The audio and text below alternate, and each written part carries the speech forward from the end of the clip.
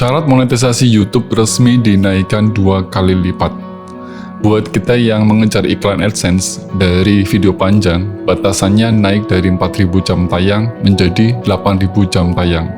Sedangkan buat pemain short, angkanya melonjak dari 10 juta penayangan menjadi 20 juta penayangan dalam 90 hari. Begitu aturan ini keluar, kolom komentar di Avlog ramai, dan komunitas kreator langsung heboh, langsung ramai juga. Banyak yang bilang ini aturan membunuh buat kreator pemula yang sedang berjuang dari nol. Tapi apakah seserem ini? Kenapa YouTube melakukan ini? Apakah YouTube memang sedang menutup pintu buat kreator kecil, buat kreator pemula?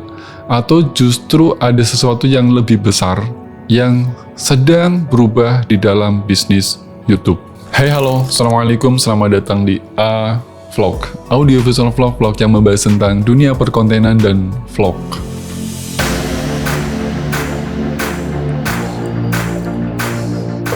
Di video vlog kali ini, kita bakal bedah alasan logis di balik angka ini dari sisi bisnis YouTube yang jarang dibahas di kreator lain, serta langkah yang paling nyata yang bisa kita lakukan sekarang ini, terutama buat kreator pemula, buat kreator kecil. Langkahnya seperti apa?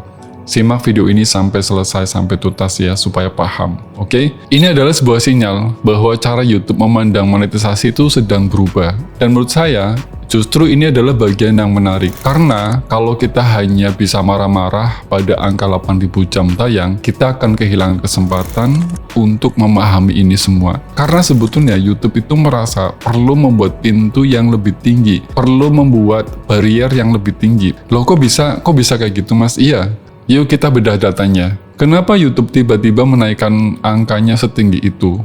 Kenapa coba? Kebanyakan kan orang cuman bisa ngeluh soal angkanya, tapi jarang paham sisi bisnis YouTube di balik kebijakan ini. Data ini saya dapatkan dari riset yang saya lakukan seketika ini, dalam waktu dekat ini. Jadi ketika teman-teman berkomentar, di kolom komentar banyak yang meminta saya untuk membahas ini, oke, kita bahas. Dan ada 3 alasan penting kenapa kebijakan ini dikeluarkan oleh YouTube. Yang pertama, perang melawan konten spam atau konten inauthentic dan AI cepat saji. Dan ini banyak sekali terjadi. Jadi sebetulnya kalau teman-teman jeli, kalau teman-teman semuanya peka, sekarang ini internet itu dibanjiri ribuan video hasil generate otomatis. Bayangin, dari mulai bikin skrip pakai AI, bikin suara pakai AI, bikin gambar pakai AI, bikin videonya sampai ngedit pakai AI, yang diunggah puluhan kali setiap hari, tanpa cipta, tanpa rasa, tanpa karsa manusia. Ini yang saya sering sebut dengan namanya human touch. Bayangin coba. Nah, kebijakan ini adalah langkah defensifnya YouTube. Tujuannya satu, agar uang dari pengiklan itu tidak habis dipakai hanya untuk membayar akun-akun spam berkualitas rendah. Juga agar platform ini tidak dipenuhi konten spam atau low effort AI konten yang marak di video pendek, di short video itu. Kamu tahu nggak sih resikonya apa dari semua ini? Tahu nggak? Resikonya adalah mematikan motivasi kreator skala mikro yang sedang bertumbuh organik secara mandiri. Ya teman-teman semua yang betul-betul dia sedang berjuang, mereka sedang berjuang secara organik, secara natural, bikin konten otentik. Jadi berbanggalah buat teman-teman kreator pemula yang bikin kontennya dengan otentik, organik, dan mandiri itu. Kalian sebetulnya di sini dilindungi loh. Asli. Makanya kan saya berkali-kali ya, saya maaf ya sekali lagi, saya sering bahas di vlog ini bahwa banyak sekali konten dalam tanda kutip sampah yang dia ini hanya sebetulnya mengejar cuan. Dan ini yang saya sering sebut dengan namanya YouTube itu tidak lagi menjadi mesin uang, tapi YouTube itu sekarang ini dengan adanya ini sedang menuju mesin kepercayaan. Alasan kedua itu adalah tekanan dari pihak pengiklan atau advertiser. Jadi gini, perusahaan raksasa yang bayar iklan di YouTube itu nggak mau lagi merek mereka itu tampil di video yang asal jadi atau berulang-ulang itu, yang dianggap itu konten-konten spam itu pengiklan nggak mau. Nah, YouTube ini pasti punya kewajiban dong. Kewajibannya apa? Ya, dia harus menjaga standar kualitas konten agar pengiklan tetap mau menaruh uang mereka di platform ini. Kan gitu, jadi ada simbiosis mutualisme.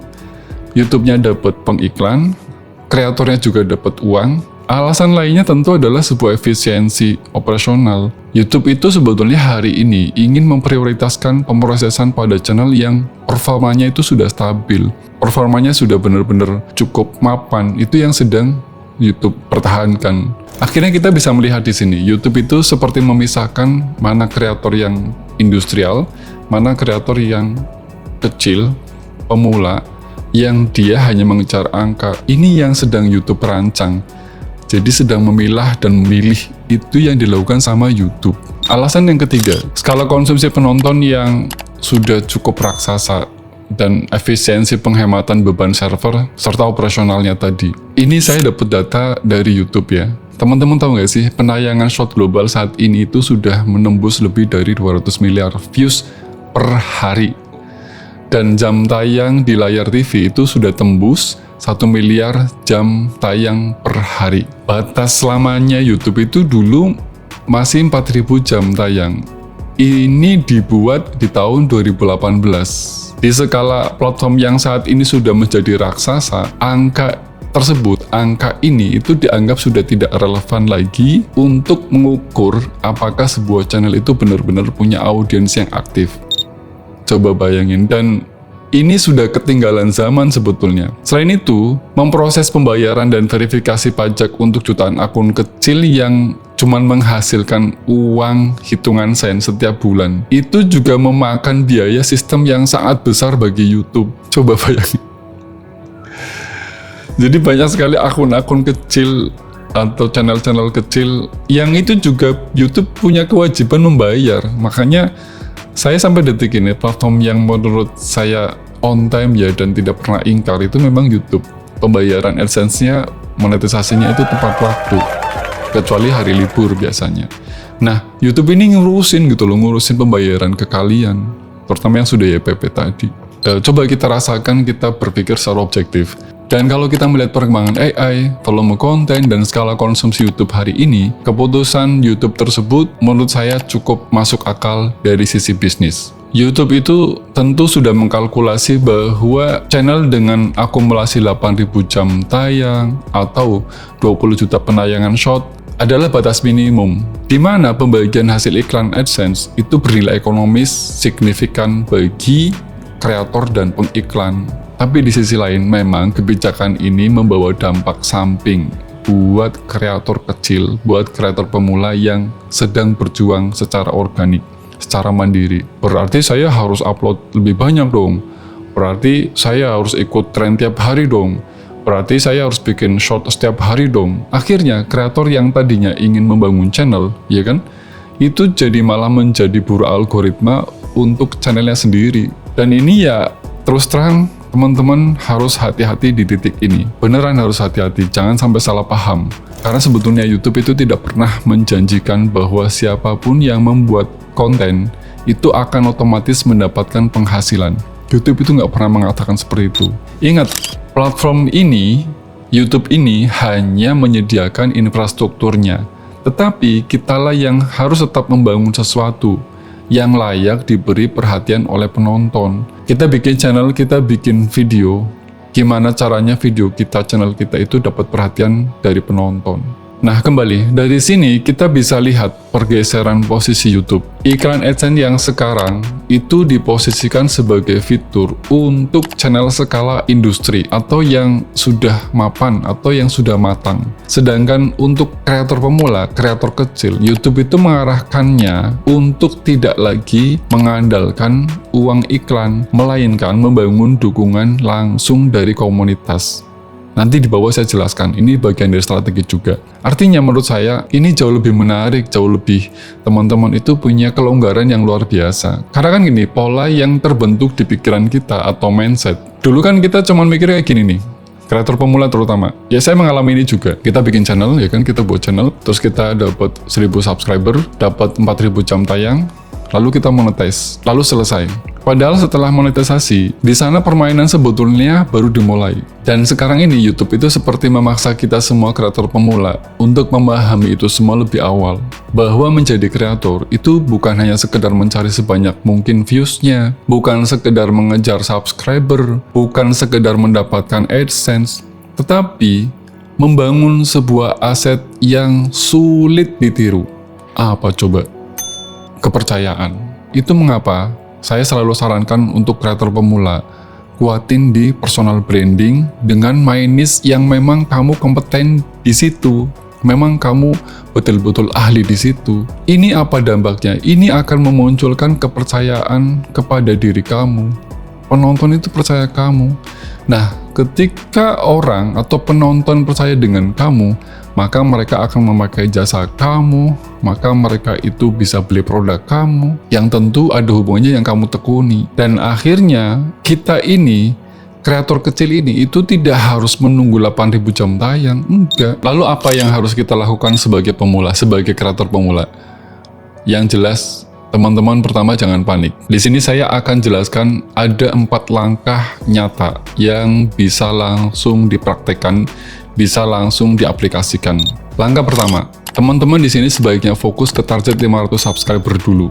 Teman-teman tahu nggak sih, syarat untuk dapat fitur fan funding seperti super thanks, kemudian membership, dan YouTube Shopping, sampai detik ini itu tidak dinaikkan oleh YouTube. Itu tetap di angka 500 subscriber dan 3.000 jam tayang. Ini diibaratkan sebagai gerbang awal yang paling realistis buat menghasilkan uang dari penonton yang setia. Jadi YouTube itu ya stepnya benar-benar dibangun ya. Sistemnya benar-benar dibangun maksud saya. Jadi pintu monetisasi sebenarnya tidak ditutup oleh YouTube. Tidak sama sekali. Yang dinaikkan ini adalah pintu menuju bagi hasil iklan dan YouTube Premium itu. Mulai sekarang, kita seharusnya tidak lagi membangun channel dengan mindset bagaimana supaya cepat monetisasi. Tetapi bagaimana supaya channel yang saya punya, audiens itu mau membayar, mau membeli, mau mendukung, mau mempercayai kita. Langkah yang kedua, strategi yang kedua, teman-teman harus gunakan rumus short sebagai pancingan. Maksudnya adalah short ini digunakan sebagai pintu, bukan rumah. Di video lain ini sudah saya pernah jelaskan bahwa fungsi dari short itu adalah hanya sebagai brosur, pintu ya, pintu masuk. Dan sebetulnya rumah utamanya yaitu adalah konten panjang. Kurang lebih seperti ini misalnya. Teman-teman di sini bikin satu video panjang berdurasi 8-10 menit. Ini fungsinya untuk menjaring jam tayang. Nah, ini sekaligus saya menjawab beberapa teman-teman yang mungkin terlewat ya. Banyak sekali yang tanya supaya dapat jam tayang banyak. Itu gimana caranya? Ya, teman-teman bikin long video. Itu durasinya 8-10 menit. Ini fungsinya untuk menjaring jam tayang. Nah, dari video ini yang tadi 8-10 menit itu dipotong bagian yang paling menariknya, itu bisa menjadi 3-5 short. Ya tentu short pancingan ya. Fungsinya untuk menarik penonton baru ke video utama kita. Penonton ya di sana sudah tertarik dengan video shortnya lalu dia masuk ke video utama. Itu pasti akan terjaring namanya jam tayang lebih tinggi. Jam tayang itu makin naik, makin naik. Lalu strategi nyata yang ketiga itu adalah kamu fokus pada satu topik spesifik. Ada satu hal yang menurut saya ini akan semakin penting setelah kebijakan ini berlaku. Apa coba? Identitas. Di sini teman-teman semua kreator pemula itu sekali lagi kalau sudah seperti ini solusinya jangan bikin channel, jangan bikin video itu campuran, gado-gado. Kalau sudah channelnya gado-gado, sudah campuran, teman-teman sudah tidak punya identitas. Di video lain sudah saya jelaskan tentang niche payung, tinggal ditonton silakan. Kamu kalau bisa di sini pilihlah satu masalah atau topik yang spesifik agar penonton itu nggak ragu sama kamu. Dia juga nggak ragu neken tombol subscribe ke kamu. Karena kan kayak gini, saya pernah menganalogikannya seperti ini. Kamu nih bikin video terlalu banyak kan? Terlalu banyak. Maksudnya campuran lah. Lalu YouTube itu bingung juga merekomendasikan channel kamu. Kamu ini sebenarnya siapa? Tapi kalau misalnya kamu videonya jelas, topiknya jelas, identitasnya jelas kamu ini siapa, itu YouTube itu yang pernah saya ceritakan sebagai Mak Jomblang, namanya Mak Jomblang. Dia itu akan narik, gandeng tangan kamu, ya ibaratnya gandeng tangan kamu. lalu dikenalin ke penontonnya, nyoh, ini penonton kamu, ini ada komunitas nggak suka dengan kamu.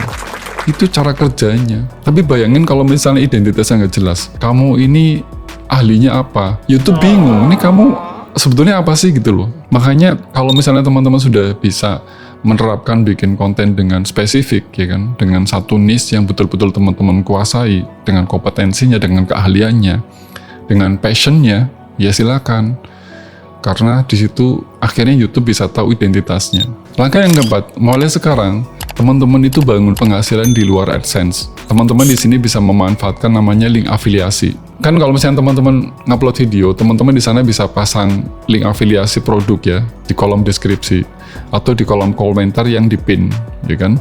Nah, kamu itu sebetulnya di sana sudah bisa mendapatkan komisi dari setiap barang yang dibeli, dari setiap barang yang diulas.